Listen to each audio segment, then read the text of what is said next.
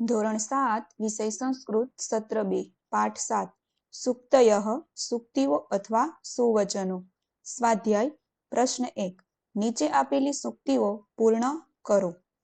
ઉત્તર જ્ઞાનમ ભારઃ ક્રિયા વિના.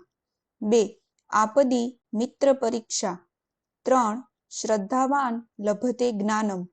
4 બુદ્ધિઃ યસ્ય બલમ તસ્ય. 5 શરીર માધ્યમ ખલુ ધર્મ સાધનમ. ત્યાર પછી પ્રશ્ન 2 આવી અન્ય 3 સુક્તિઓ શોધીને લખો. એટલે કે તમને પાઠમાં આપેલી જે સુક્તિઓ છે તેવી જ તમારે બીજી 3 સુક્તિઓ લખવાની છે. જોઈએ. 1 યત્ર નાર્યસ્તુ પૂજ્યન્તે રમન્તે તત્ર દેવતાઃ. એટલે કે જ્યાં નારીઓ આદર મેળવે છે ત્યાં દેવો નિવાસ કરે છે. 2 નાસ્તિ વિદ્યા સમમ ચક્ષુઃ. એટલે કે વિદ્યા સમાન નેત્ર નથી.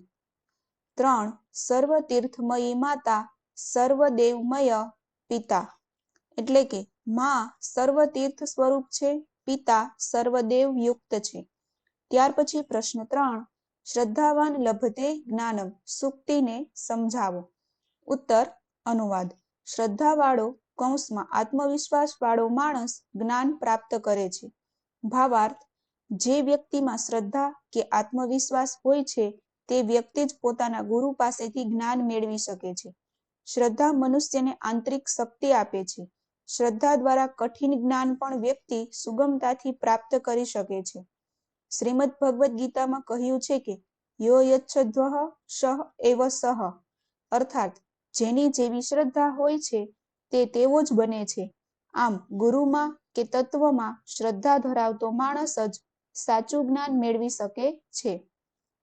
ત્યાર પછી પ્રશ્ન 4 જન્મભૂમિ વિશે સુક્તિમાં શું કહેવામાં આવ્યું છે? 5 વાક્યો ગુજરાતીમાં લખો. ઉત્તર જે ધરતી પર આપણો જન્મ અને ઉછેર થયો હોય અને જ્યાં આપણું જીવન ઘડતર થયું હોય તે ધરતી, તે જન્મભૂમિ આપણી માતા છે. તે જન્મભૂમિની રક્ષા કરવી એ આપણું પવિત્ર કર્તવ્ય છે. જન્મભૂમિ ખાતર પોતાના પ્રાણોની આહુતિ આપી દેવા પણ તત્પર રહેવું જોઈએ. અંગ્રેજોના શાસનમાંથી દેશને આઝાદ કરાવવા માટે લોકમાન્ય તિલક, ગાંધીજી, નહેરુ અને સરદાર પટેલ જેવા દેશભક્તોએ અનેક કષ્ટો ભોગવ્યા હતા.